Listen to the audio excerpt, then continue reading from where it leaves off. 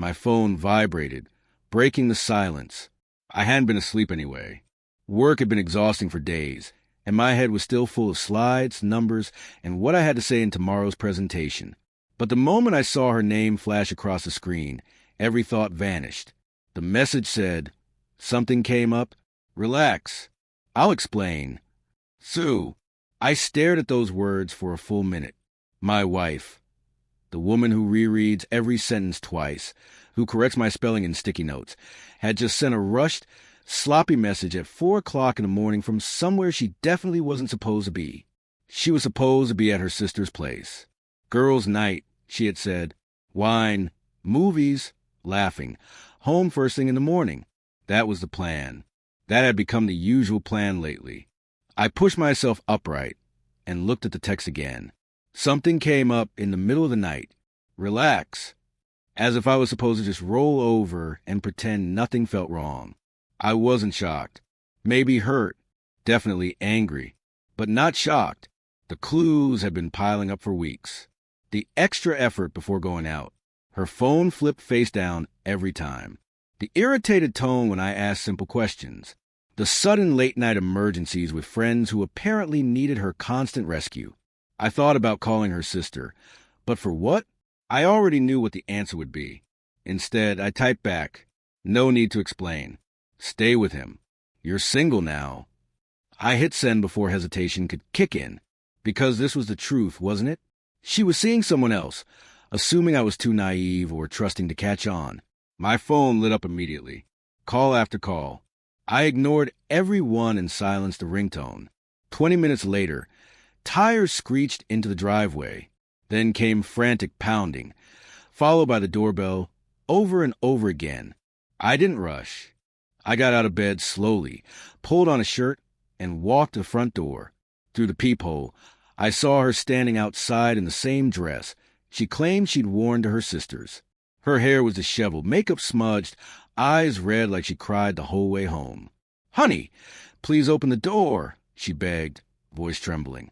"I can explain." I unlatched the deadbolt but left the chain secured, opening the door just wide enough to see her face clearly. "It's 4:30 a.m., I said evenly. "Funny how you found time to come home now, sweetheart. Please." "You don't understand," she whispered. "Oh, I understand perfectly," I replied, keeping my tone flat. "You were supposed to be at your sister's. You weren't. You texted me at 4 in the morning claiming something came up, and now you're here looking like you just walked out of somewhere you shouldn't have been." She pressed her face closer through the narrow opening.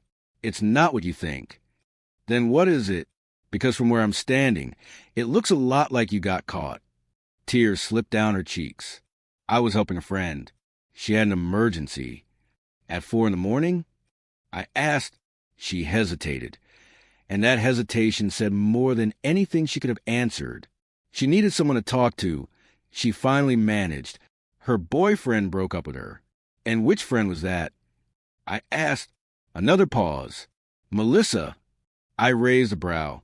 "Melissa moved to Portland 6 months ago." Her face drained of color. I nearly laughed.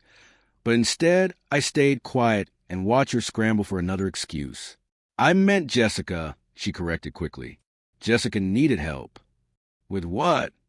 I pressed. She was having a panic attack. The words came out faint, barely holding themselves together.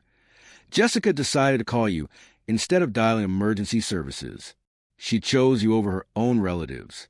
She reached out to you rather than anyone else." Her tears came harder. "Please, just let me in. Let me explain properly." "You've had nearly half an hour to come up with a story." I replied. "This is the best you've managed." I noticed porch lights flicking on up and down the street. Fine by me.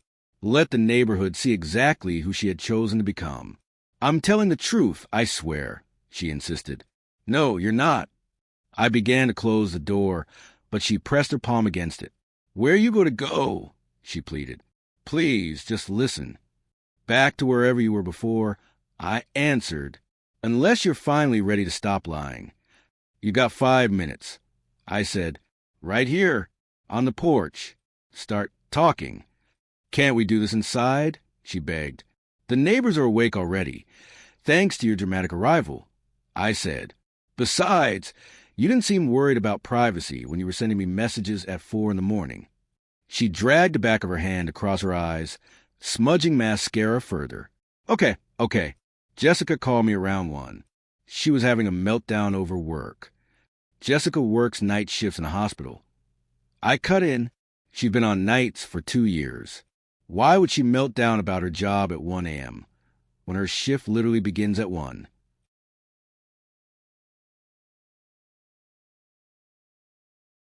Her mouth opened, closed, then opened again, but nothing came out. And another thing, I continued, Jessica has been seeing that paramedic for 8 months now. Pretty seriously. So, when exactly did this dramatic breakup happen that you mentioned 30 seconds ago?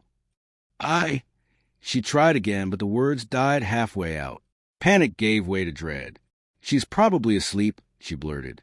I don't know her number by heart. I almost laughed. You don't know Jessica's number?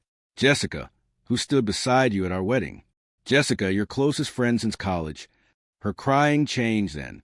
Less frantic, more defeated. Where's your car? I asked, looking past her toward the driveway. What? My car? Yes, I said. Your car. The one you supposedly drove to your sister's yesterday. Where's it now? She glanced behind her. The Honda sat in the driveway. It's right there, she whispered. Interesting, I said, because it hasn't moved. I got up around midnight to get some water, looked out the kitchen window. It was still here.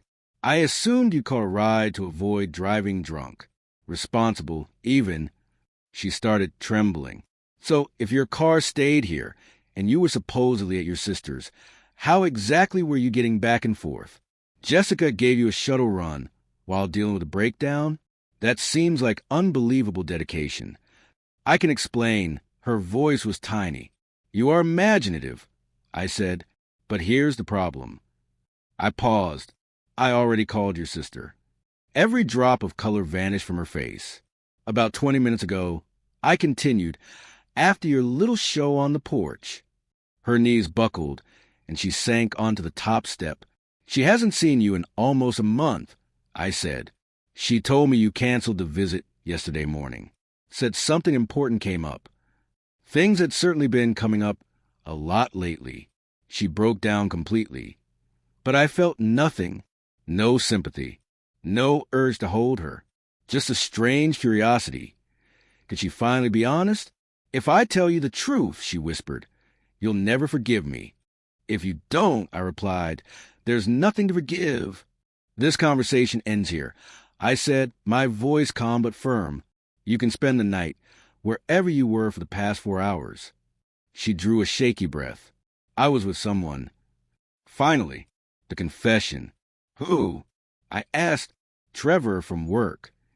I let out a short, bitter laugh. Trevor Morrison, the accounting guy with his off-the-rack suits and inflated ego. So you cheated on me with Trevor Morrison? Her face flinched. It's not about him, she whispered. Oh, but it is, I said. If you're going to destroy a marriage, at least choose someone impressive. Someone worth the risk. It was one time. Tonight was only once, she pleaded. How many other times were there? I pressed. That's the only time, she claimed. 6 weeks, I countered. Her eyes widened. We'd just been talking, flirting. 6 weeks of emotional betrayal. I said evenly, it wasn't supposed to happen like this. How was it supposed to happen? I asked, were you planning to leave me eventually or keep sneaking around forever? I wasn't thinking, she stammered. 6 weeks of not thinking is a lot of not thinking, I said. My phone buzzed. A message from my lawyer. I had called him right after contacting her sister, leaving a voicemail. Some people apparently work at 4 a.m. If I was wrong, I said, you would have answered my first, second, or third call. She looked defeated.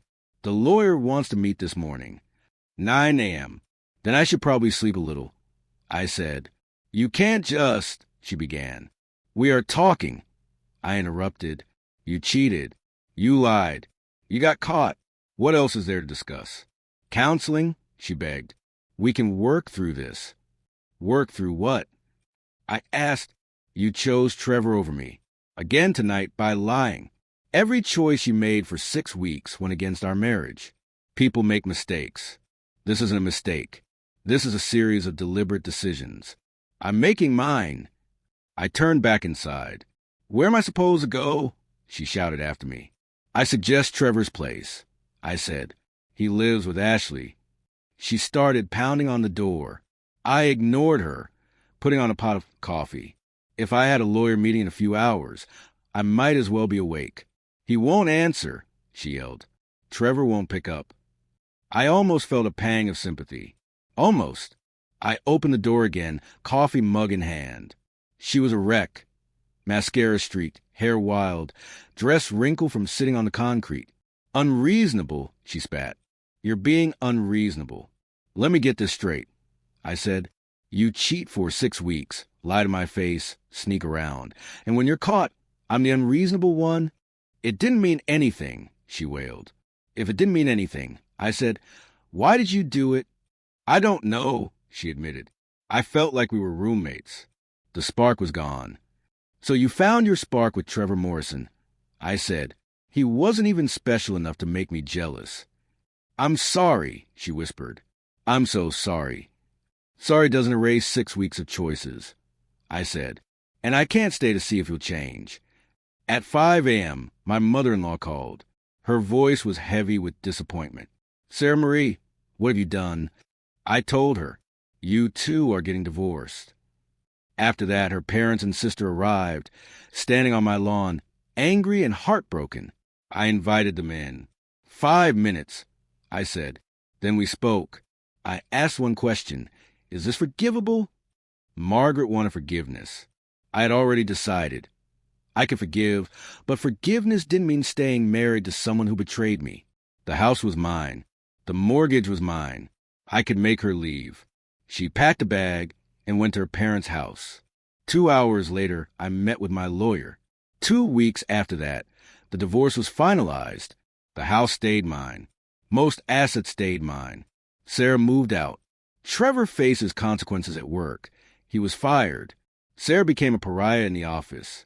3 months later, I sat on my couch, coffee in hand, on a quiet Saturday morning. My living room was mine again. The divorce papers were signed.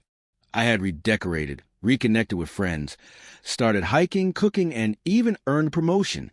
I felt lighter, whole,